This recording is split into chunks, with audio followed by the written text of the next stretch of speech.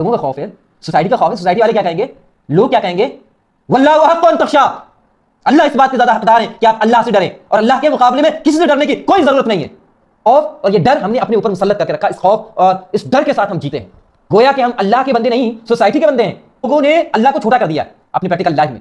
اللہ کا حکم ٹوٹ رہا ہے, اللہ کو ہم نے چھوٹا کر دیا اور خاندان کو بڑا بنا دیا. حکم کو اتنی پرائیورٹی نہیں دیتے جتنی لوگوں کے نارم اور سوسائٹی کے اچھے برے نارم, اچھی بری روایات کو, اللہ کے حکم کو ہم نے ریجیکٹ کر دیا کیونکہ ہمارے خاندان کا ٹرینڈ نہیں ہے, ہماری برادری کا ٹرینڈ نہیں ہے.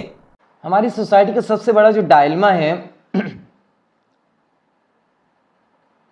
کہ ہمیں اس بات کا خوف ہوتا ہے, اس بات کا ڈر ہوتا ہے کہ لوگ کیا کہیں گے. ایک کام جس کی اللہ تعالیٰ نے ہمیں اجازت دی ہے ہم کر سکتے ہیں, لیکن وہ کام ہم اس ڈر اور خوف کی وجہ سے نہیں کرتے کہ لوگ کیا کہیں گے. کیوں کہ وہ اینٹی سوشل ہے. جو سوسائٹی کا ٹرینڈ ہے, سوسائٹی کے جو نارمز ہیں, سوسائٹی کا جو کسٹمز ہیں, وہ اس کے اینٹی ہے.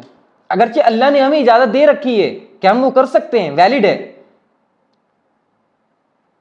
وہ ڈیوائن کانسٹیٹیوشن میں وہ لیگل ہے, لیجیٹیمیٹ ہے, لیکن ہم اس خوف اور اس ڈر سے نہیں کرتے کہ سوسائٹی کے ٹرینڈ کے خلاف ہے, سوسائٹی کے نارمز کے خلاف ہے, سوسائٹی ہمیں کرٹیسائز کرے گی. اس خوف اور ڈر سے ہم اللہ کے اس حکم کو نہیں بجا لاتے یا اس کام کو نہیں کر پاتے جو اللہ کے ہاں جائز ہے. اور ایک اور بات,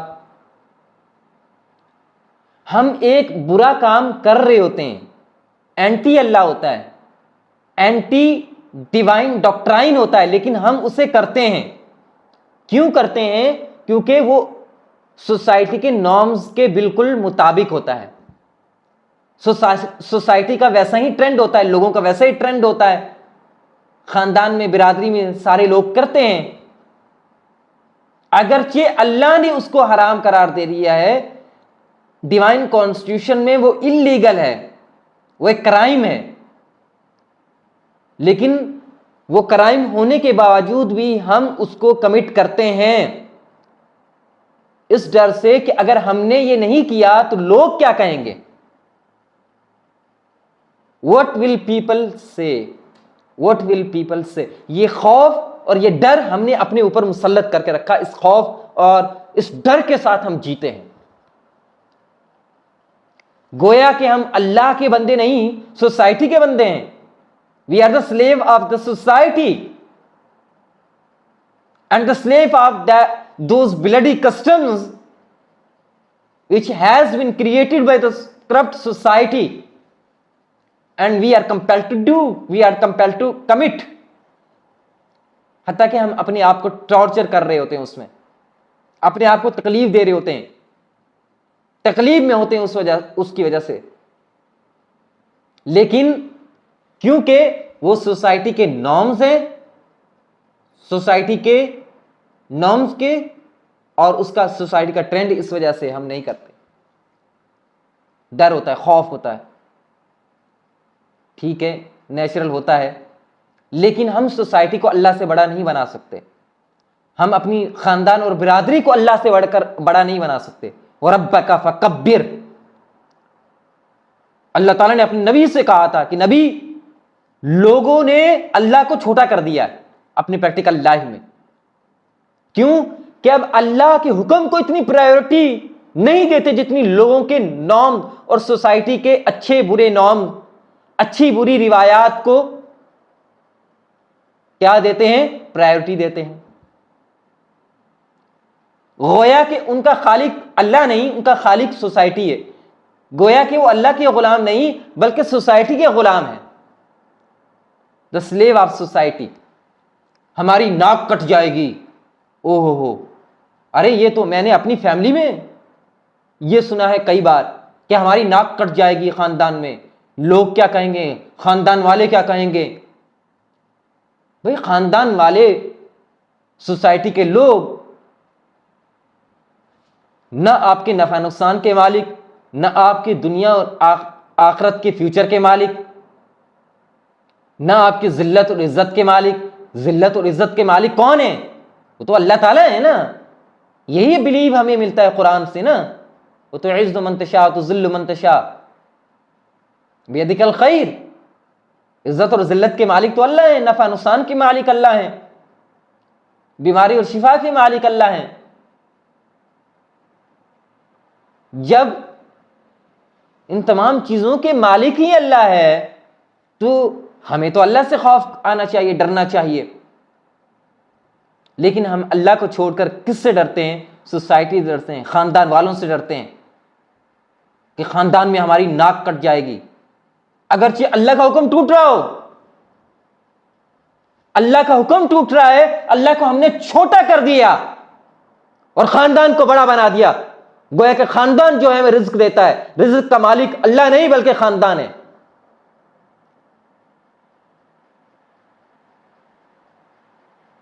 کیسے ہم نے اللہ کو چھوٹا کر دیا اور خاندان کو بڑا کر دیا. اللہ کے حکم کو ہم نے ریجیکٹ کر دیا کیونکہ ہمارے خاندان کا ٹرینڈ نہیں ہے، ہماری برادری کا ٹرینڈ نہیں ہے، یا ہماری سوسائٹی کسٹمز کے اینٹی ہے. یہ ہم اللہ کے ایک حکم کو توڑ رہے ہیں، اس وجہ سے توڑ رہے ہیں کیوں کہ سوسائٹی کے نارمز کے اینٹی ہے، یا اللہ کی نافرمانی کر رہے. اس وجہ سے اللہ کی تو نافرمانی ہے لیکن سوسائٹی کے لوگ اسے کرتے ہیں اور ہمیں بھی کرنا ہے. And we are suffering. Even بہت سارے لوگ، ان بیچاروں کو پتا ہوتا ہے کہ دس از رانگ، انہیں پتا ہے یہ رانگ ہے، یہ غلط کر رہے ہیں. We are suffering. But society کا پریشر اتنا زیادہ ہوتا ہے، اتنا زیادہ پریشر سوسائٹی کا ہوتا ہے کہ سوسائٹی کے سامنے اسٹینڈ کرنے کی ہمت ہی نہیں ہوتی ہے، کریج ہی نہیں ہے.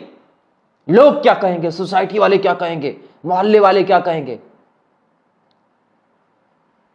ارے اتنا ڈر تو اگر اللہ سے ہوتا ہے تو ہم ولی بن چکے ہوتے، اللہ کا، اللہ کے ولی بن چکے ہوتے.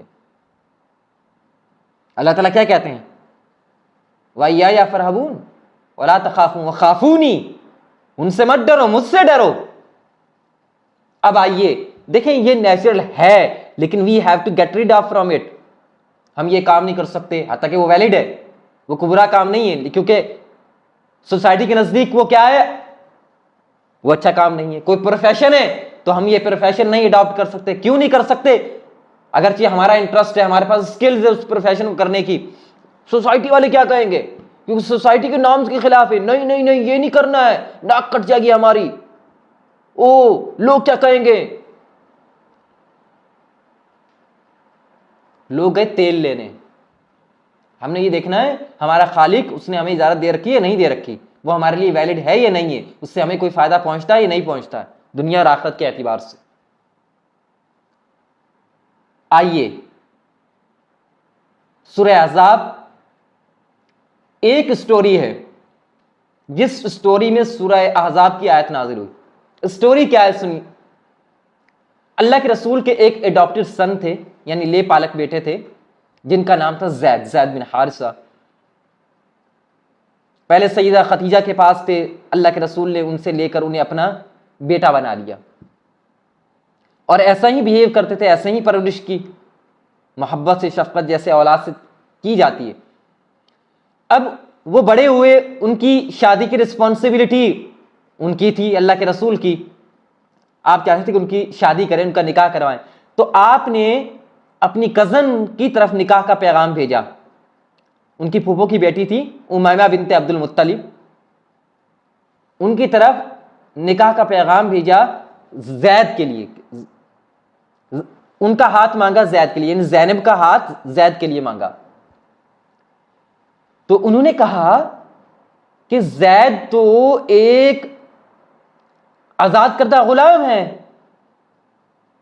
اگرچہ عربی ہے لیکن آزاد کردہ غلام ہے، اور ہم قریش کے لوگ ہیں، اونچے خاندان سے، ایلیٹ خاندان سے، ہم لوگ قریشی بلڈ ہماری رگوں میں دوڑ رہا ہے، سو ہم یہ شادی نہیں کریں گے. انہیں بڑا تعامل ہوا. لیکن جب اللہ تعالیٰ نے آیت نازل کی، ما کان لمؤمن ولا مؤمنۃ اذا قضى الله ورسوله امرا ان يكون لهم الخيرۃ من امرہم ومن یعص اللہ ورسولہ فقد ضل ضلالا مبینا. جب آیت نازل ہوئی کہ جب اللہ اور رسول ایک بات کا فیصلہ کر لیں پھر کسی مومن کو یہ اختیار نہیں ہے کہ پھر اس معاملے میں اللہ اور رسول کی نافرمانی کرے، اور جو کوئی اللہ اور رسول کی نافرمانی کرے گا تو پھر وہ انتہا درجے کی گمراہی میں مبتلا ہے. جب یہ آیت نازل ہوئی تو سیدہ زینب، ان کے گھر والوں نے، ان کی فیملی نے سرنڈر کر دیا اور زید سے نکاح کے لیے تیار ہو گئے. زید سے نکاح ہو گیا. اب نکاح تو ہو گیا زید سے، لیکن وہ جو ظلم تھا کہ وی آر دا قریشیز، اونچی ناک، ہمارا اونچا خاندان، ہمارا اونچا بلڈ، تو وہ زید کو وہ شوہر کی اسٹیٹس، شوہر کی حیثیت دے نہ پائیں، جس کی وجہ سے ان کے درمیان مس انڈرسٹینڈنگ رہی، لڑائی جھگڑے رہے، آرگیومنٹس رہیں. جب یہ زیادہ ہو گیا، زید آئے اللہ کے رسول کے پاس رضی اللہ تعالیٰ عنہ، آ کر کہنے لگا اللہ کے رسول دیکھیے اب یہ نبھا نہیں ہو سکتا ہے، یہ میرج اور زیادہ نہیں چل سکتی، سو میں چاہتا ہوں کہ میں انہیں طلاق دے کر آزاد کر دوں، کیونکہ میاں بیوی کا تعلق تو ایک دوسرے کے لیے سکون کا باعث ہے. جب ہمارے لیے سکون کا باعث نہیں ہے تو ٹھیک ہے، تو ہمیں طلاق دے دینی چاہیے تاکہ اپنے اپنے راستے پر جائیں. لیکن اللہ تعالیٰ نے ایک اور ہی پروگرام بنا رکھا تھا. اب سوسائٹی کا جو ٹرینڈ تھا، جو عرب کی سوسائٹی کا جو ایک ٹرینڈ تھا، وہ ٹرینڈ یہ تھا کہ اگر کوئی لے پالک اولاد ہے تو لے پالک اولاد کو وراثت میں سے اتنا ہی حصہ ملتا تھا جیسے سگی اولاد کو ملتا تھا، اور لے پالک بیٹا ہے اگر وہ فوت ہو جاتا ہے تو اس کی بہو سے اس کا سسر شادی بھی نہیں کر سکتا تھا. کیوں؟ کہ وہ سگے بیٹے کی طرح اسے سمجھتے تھے. تو یہ ایک ٹرینڈ تھا سوسائٹی کا، نارم تھے وہاں کے عرب کی سوسائٹی کے.